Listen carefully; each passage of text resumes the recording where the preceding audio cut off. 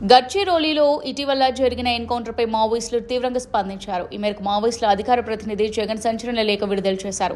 ప్రజాపాలన పేరుతో తెలంగాణలో అధికారం చేపట్టిన కాంగ్రెస్ పార్టీ బీజేపీతో చేతులు కలిపి ప్రజాఘాతకానికి పాల్పడుతోందని ఆరోపించారు.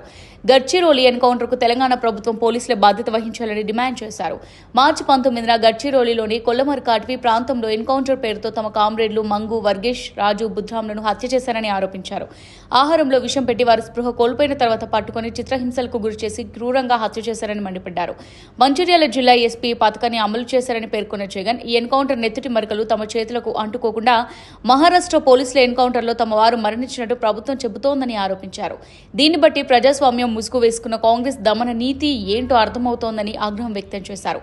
అలాగే గత నెల 8న బీజాపూర్ జిల్లా ఉపూర్ బ్లాక్ తమ్మిరెల్లికి చెందిన మాదేవ్, మాడ్కల్ అనే ఇద్దరి ఆదివాసీ యువకులను దుమ్ముగూడెం పోలీసులు అరెస్ట్ చేసి మాయం చేశారని ఆరోపించారు. వారి కోసం కుటుంబ సభ్యులు 25 రోజులుగా తిరుగుతున్న పోలీసులు వారి ఆచూకీ చెప్పడం లేదని ఆవేదన వ్యక్తం చేశారు.